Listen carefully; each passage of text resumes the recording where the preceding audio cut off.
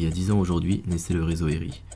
10 régions européennes ont alors signé un accord dans le but d'améliorer la participation des jeunes, de soutenir leurs initiatives et projets au sein des régions, de développer une coopération institutionnelle, mais aussi de travailler sur un discours au niveau régional sur les politiques jeunesse au sein de l'Union européenne.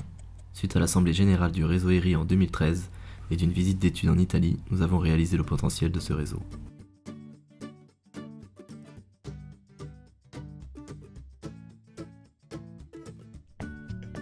Chez Concordia, nous partageons la volonté de la région Aquitaine, nouvellement nommée Nouvelle-Aquitaine, et du réseau ERI de renforcer les politiques jeunesse. Depuis plusieurs décennies, nous faisons confiance à la jeunesse au sein de nos projets. Nous croyons en son potentiel, alors c'est tout naturellement que nous avons souhaité construire avec eux et avec les régions ce nouveau projet.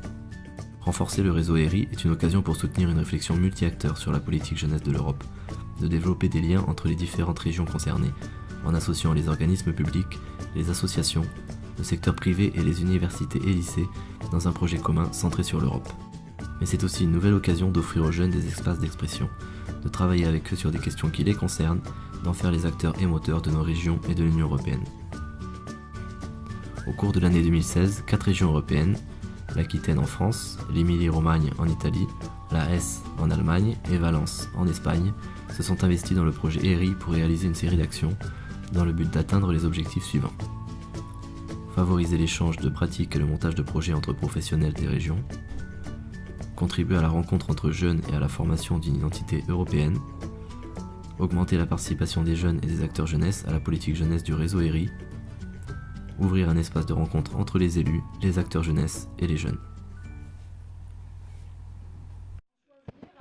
Grâce à l'engagement de l'équipe de Concordia Aquitaine et ses bénévoles, de Pauline Le Gall alors en charge de ce projet durant l'année 2016 et de tous nos partenaires locaux et européens, plusieurs actions ont alors pu voir le jour au cours de l'année. Nous avons pu proposer à des jeunes une première expérience de mobilité avec le service volontaire européen court terme. Ces jeunes en difficulté sociale, économique ou autre ont vécu une expérience à l'étranger pendant 23 jours, encadrée par l'une de nos structures partenaires. Natacha Begat et j'ai fait 3 semaines en Italie dans la région Émilie-Romagne. C'était une très très bonne expérience. Ça m'a aidé en moi-même par rapport à la mobilité. Ça m'a appris à me contrôler de moi-même. Pour la recherche de travail, quand je suis en recherche d'emploi, ça m'a donné un contact visuel différent. Une autre action clé du projet est le job shadowing. Cette fois-ci, ce sont des travailleurs jeunesse qui ont eu la possibilité de partager et d'apprendre le quotidien professionnel de leurs homologues européens et d'ouvrir leur pratique. Pendant 10 jours pour un job shadowing en Italie à Forlì, plus exactement donc au sein de l'UNICEF. Maria est partie via Couleurs du Monde et moi via la Maison de l'Europe. D'après mon expérience et de ce que ce qui est ressorti, c'est que c'était bien choisi, en tout cas on a bien été répartis selon nos profils en tout cas. Et ça peut amener aussi des méthodes et des techniques.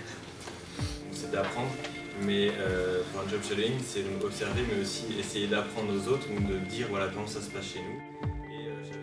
Enfin, 2 formations européennes organisées par Concordia ont eu lieu en Aquitaine.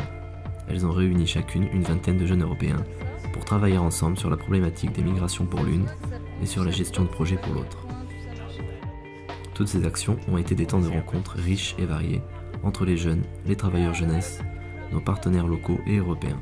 Le jeudi 27 octobre, par exemple, au Conseil régional, lorsque jeunes et élus ont alors pu se rencontrer et échanger. C'est possible de revenir à ces anciens repères quand on a vécu de manière sincère l'apprentissage interculturel. Il est assez normal que vous deveniez un petit peu un étranger parmi les vôtres qui ne sont jamais partis. Ces actions ont été aussi des temps d'apprentissage et d'échange, de création et de partage, d'interculturalité et d'engagement citoyen, d'écoute et d'expression. Ce projet jeunesse continue de vivre à travers toutes ces personnes déjà impliquées et celles qui le seront à l'avenir. Nous avons fait le pari de miser sur la jeunesse et les échanges européens. Et vous ?